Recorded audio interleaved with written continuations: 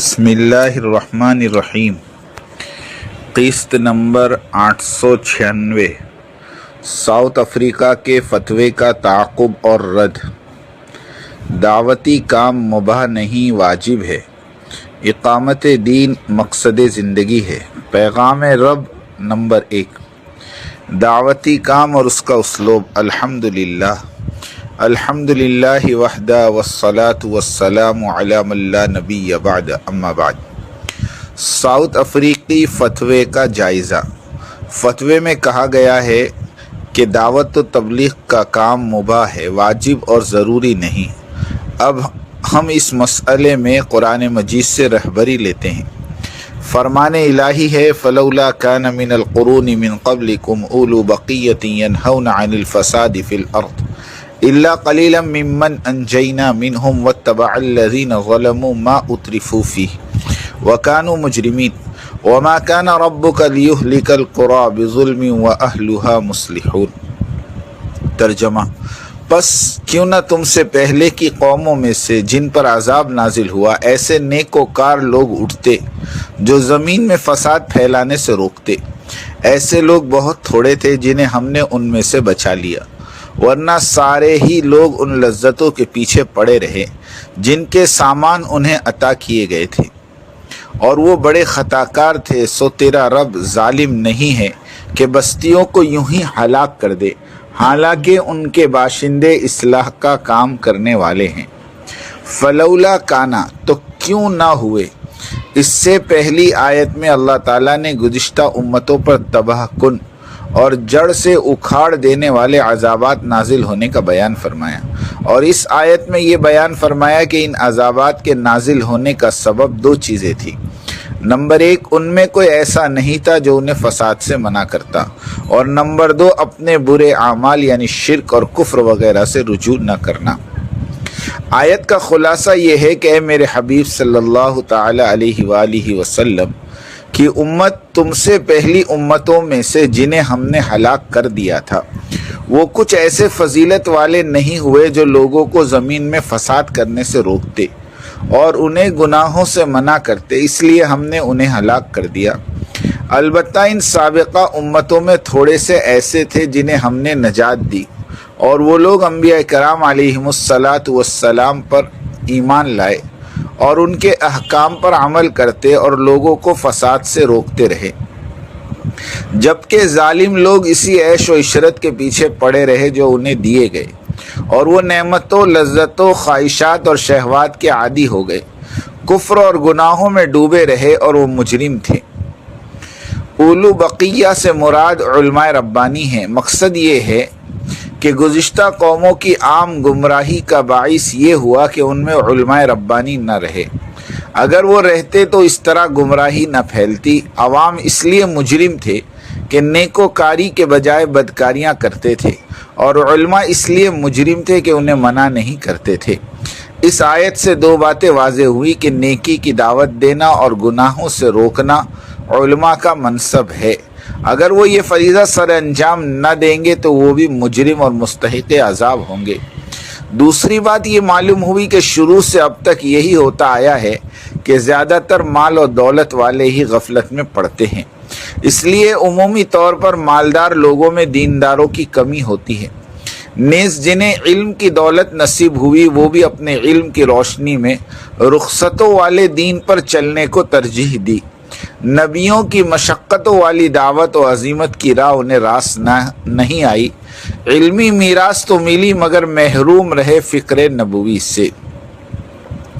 خلاصے کلام یہ ہے کہ واقعی یہ امت بہت مکرم اور محترم ہے۔ اگر یہ دعوت و تبلیغ یعنی امر بالمعروف اور نہی عن المنکر کو مقصد زندگی بنا لے تو یہی لوگ ضرور کامیاب ہے۔ خدا نخواستہ اگر یہ اپنے خواہشات کے پیچھے لگ کر امر بالمعروف اور نہی عن المنکر چھوڑ بیٹھیں گے تو یہ لوگ دنیا ہی میں اللہ کے عذاب کا شکار ہو جائیں گے۔ لطیفہ: اہل نظر کی نگاہ میں بندے کا جان، مال اور سامان اگر اعلی کلمت اللہ پر خرچ نہ ہو تو یہی اس کی ہلاکت ہے۔ मा इंदकुम यनफदु व मा इंदल्लाहि बाक़ वलनजज़ियन्न अल्लज़ीना सबरू अजरहुम बिअहसनि मा कानू यअमलून। जो तुम्हारे पास है वो ख़त्म हो जाएगा और जो अल्लाह के पास है वो बाकी रहने वाला है, और हम सब्र करने वालों को उनके बेहतरीन कामों के बदले में उनका अजर ज़रूर देंगे। फ़ायदा, मा इंदकुम जो तुम्हारे पास है, यानी तुम्हारे पास जो दुनिया का सामान है ये सब फ़ना और ख़त्म हो जाएगा, और अल्लाह ताला के पास जो ख़ज़ाने रहमत और आखिरत का सवाब है वो बाकी रहने वाला है। दावती काम में नुसरत, यानी जो शख्स और कौम नबियों वाला दावती काम करेंगे अल्लाह उनका नासिर और मददगार होगा, और फिर उस शख्स और कौम को किसी दुश्मन का खौफ नहीं सताएगा। दुश्मन उसे अगर बुरी निगाह से देखेगा तो अल्लाह ताला उसे निमट लेंगे। याद रखें, टैंक और तोपों में वो ताकत नहीं जो दावत वाले रास्ते में चलने फिरने वाले कदमों की आहट में है। इस चलने फिरने से अल्लाह ताला का गज़ब और गुस्सा रहमत और शफ़क़त में तब्दील हो जाता है, अल्लाह का अज़ाब टल जाता है, खैर और बरकतें उतरती हैं, इंसानों को सुकून का सांस नसीब होता है। दावती काम के छूटने पर अज़ाब। अहादीस मुबारका में मुलाहिज़ा हो, उम्मुल मोमिनीन हज़रत आयशा रदी अल्लाह ताला अन्हा फरमाती है कि मैंने रसूलुल्लाह सल्लल्लाहु अलैहि वसल्लम को ये इरशाद फरमाते सुना, तुम भली बात का हुक्म दो, बुरी बात से मना करो, इससे पहले कि तुम दुआ करो और तुम्हारी दुआ कबूल न की जाए।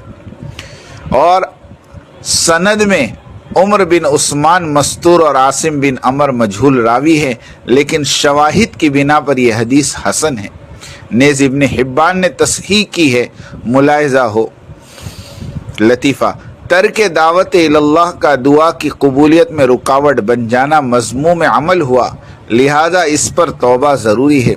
हज़रत जी राबे का कौल के तौबा की कबूलियत की चौथी शर्त दावती मेहनत है, मज़कूरा बाला हदीस से सही और दुरुस्त साबित हुआ। अगर दावती काम मुबाह है तो फिर दुआ के गैर मकबूल होने की सज़ा क्यों, जबकि तर्क मुबाह पर शरीयत मुतहरा में कोई पकड़ और सज़ा की वईद मुकर्रर नहीं।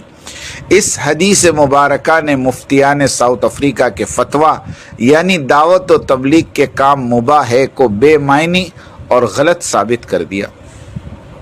आलाए कलिमतुल्लाह मकसद ज़िंदगी हो।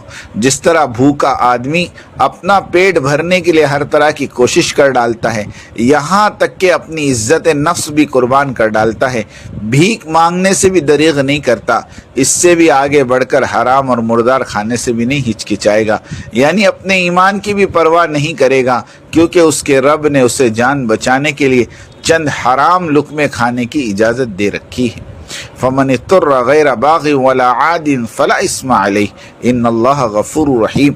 अल्लाह ताला की तरफ से अगर कोई पाबंदी तुम पर है तो वो ये है कि तुम मुर्दार न खाओ, खून से और सूअर के गोश्त से परहेज़ करो, और कोई चीज़ न खाओ जिस पर अल्लाह के सिवा किसी और का नाम लिया गया हो।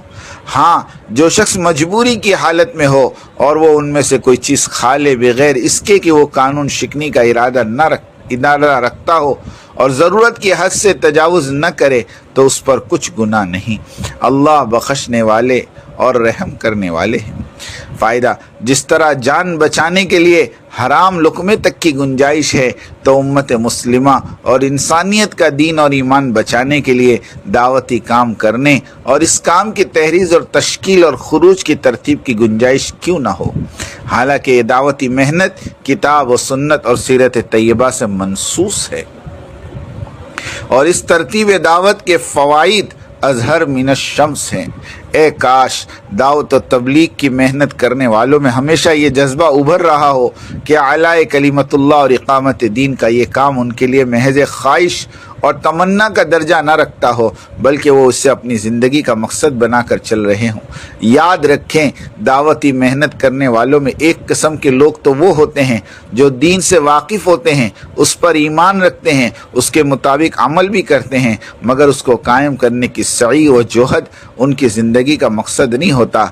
जी में आया तो राह खुदा में चलते हैं, और जी न चाहे तो बैठे रहते हैं, बल्कि वो मामूल के मुताबिक दावती काम को अंजाम देते हुए اپنے دنیا کے معاملات میں لگے رہتے ہیں، اس میں کوئی شک نہیں کہ یہ بلا شبہ صالح لوگ ہیں، اور اگر علاقے میں اسلامی نظام زندگی عملاً قائم ہو چکا ہو تو یہ اس کے اچھے شہری ہو سکتے ہیں۔ لیکن جہاں بے دینی پوری طرح سے چھائی ہوئی ہو اور تقاضا یہ درپیش ہو کہ بے دینی کو ختم کیا جائے اور اس کی جگہ 100% اسلامی زندگی قائم ہو، تو وہاں اس درجے کے نیک لوگوں کی موجودگی سے کچھ نہیں بن سکتا۔ وہاں ضرورت ان لوگوں کی ہوتی ہے جن کے لیے یہ کام عین ان کا مقصد زندگی ہو۔ وہ دنیا کے دوسرے کام تو جینے کے لیے کریں گے، مگر ان کا جینا صرف ایک مقصد یعنی دعوتی کام کے لیے ہو۔ اس مقصد میں وہ مخلص ہوں اور اپنی جان و مال کے ساتھ تقاضے پہ چلتے ہوں، اس کی لگن ان کے دل میں 24 گھنٹے بسی ہوئی رہتی ہو، اور اس کے حصول کی کوشش کا وہ پختہ عزم رکھتے ہوں۔ اس کام میں اپنا وقت، اپنا مال، اپنے جسم و جان کی قوتیں اور اپنے دل و دماغ کی صلاحیتیں کھپا دینے کے لیے تیار ہوں، حتیٰ کہ اگر سر دھڑ کی بازی لگا دینے کی ضرورت پیش آ جائے تو وہ اس سے بھی منہ نہ موڑے۔ بے دینی کے رسم و رواج کے جنگل کو کاٹ کر اسلامی اور دینی زندگی کو بسانا اور اس کی راہ ہموار کرنا ایسے ہی لوگوں کا کام ہے۔ ان ذالک من عزم الامور، یہ تو جیالوں کے کام ہیں۔ پیام رب، تخلیق انسانیت کا اساسی مقصد اللہ تعالیٰ کی معرفت کا حصول ہے، لیکن مادی زندگی میں قدم رکھتے ہی انسان فطرتاً حقیقی مقصد کو بھول جاتا ہے، اور یہ سلسلے بنی نوع آدم کی تاریخ سے چلا آ رہا ہے۔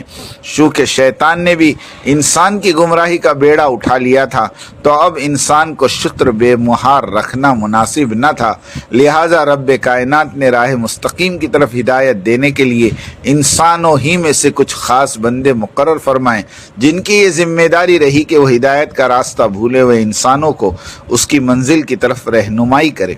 چونکہ انسان مختلف الطبع ہے، کوئی ترغیب سے متوجہ ہوتا ہے، کوئی ترہیب سے مان لیتا ہے، تو عوارض کے پیش نظر خالق نے اپنے انبیاء اور مرسلین کو یہ بھی سکھا دیا تھا کہ تم معاشرے کے لوگوں کی طبیعتوں کو بھانپ کر اس کے مطابق اپنا رویہ رکھنا۔ انبیاء کرام نے اپنے معلم حقیقی کے امر پر لبیک کہا اور عین فرمان خداوندی کے مطابق اللہ تعالیٰ کے بندوں کو ان کے حقیقی مقصد اور صراط مستقیم کی طرف بلایا۔ اللہ تعالیٰ انسانیت کی عمومی ہدایت کے فیصلے فرمائیں۔ آمین۔ وآخر دعوانا ان الحمد للہ رب العالمین۔